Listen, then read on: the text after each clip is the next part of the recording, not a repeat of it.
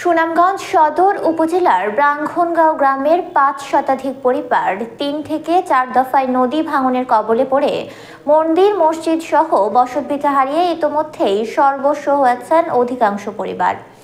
সরকার কিংবা স্থানীয় পানি উন্নয়ন বোর্ডের কার্যকরী কোনো পদক্ষেপ না থাকায় দিশেহারা গ্রামের লোকজন।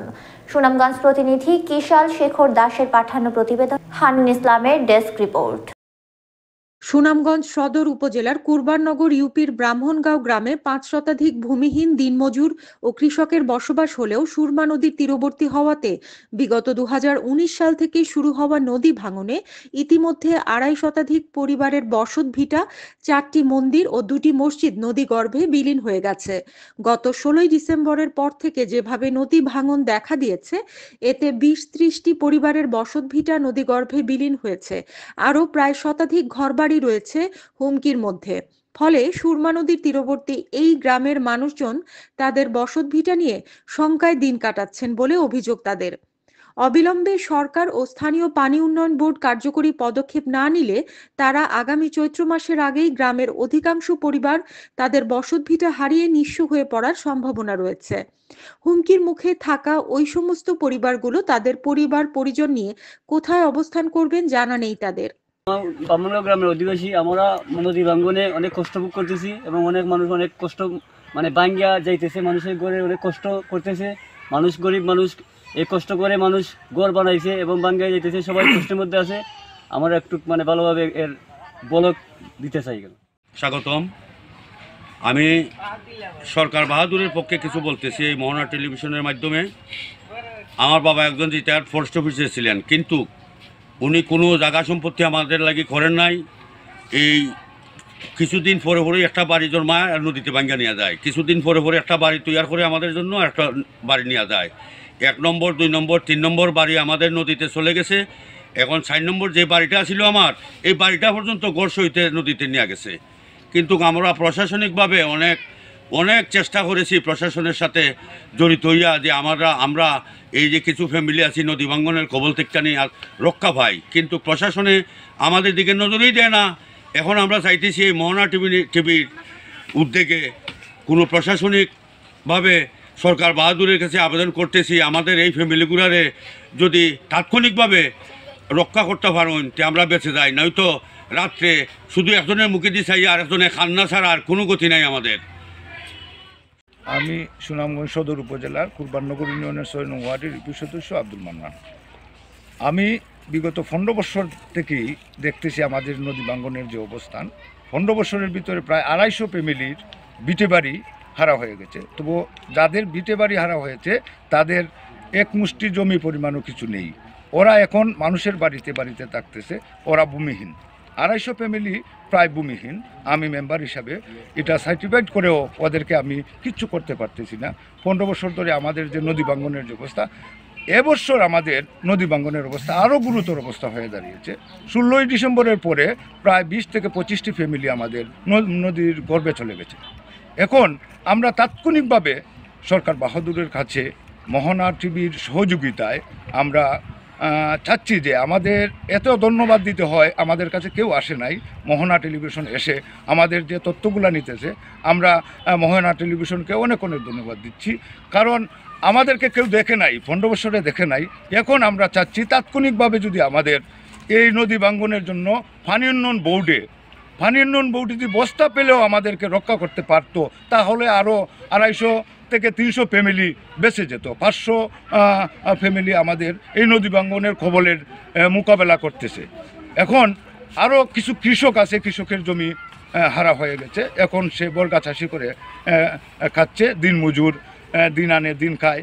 এই ধরনের মানুষ আমাদের এই যে ৬ নং ওয়ার্ডটা ব্রাহ্মণগাঁও এলাকার আমাদের ৬ নম্বর ওয়ার্ডটাই আমাদের দিনমজুর অসহায়ত্ব মানুষ।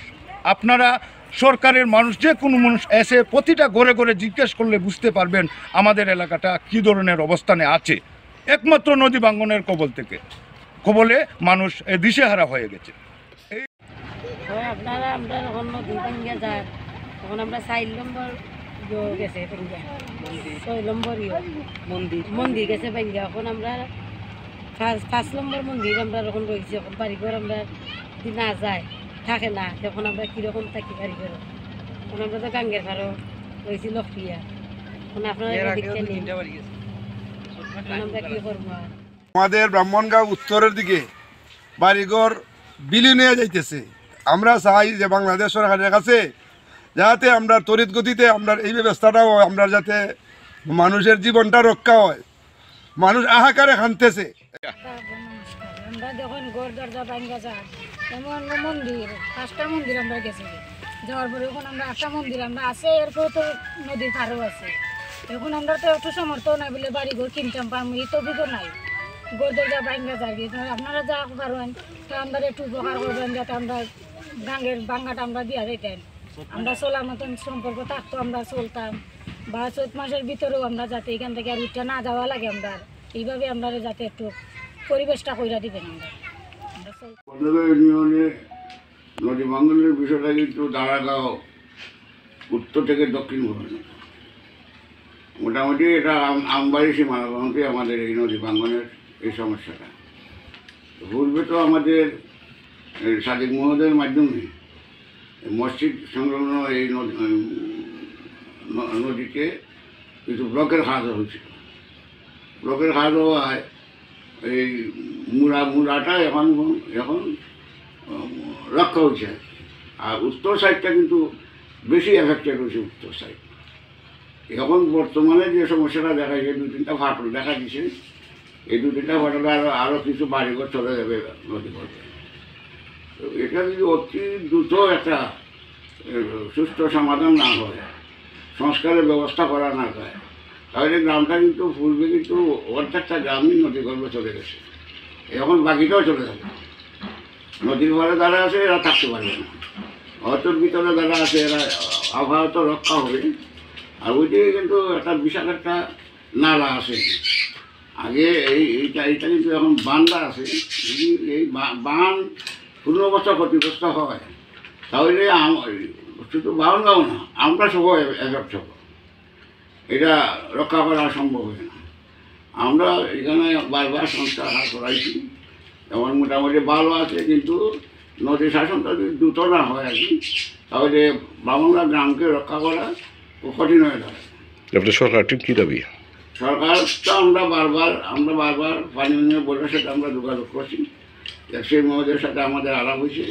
ওনারা তো আশ্বাস দেয়, আশ্বাস দিলে কোনো কার্যক্রম পদক্ষেপ আমরা সচক্ষে দেখি না।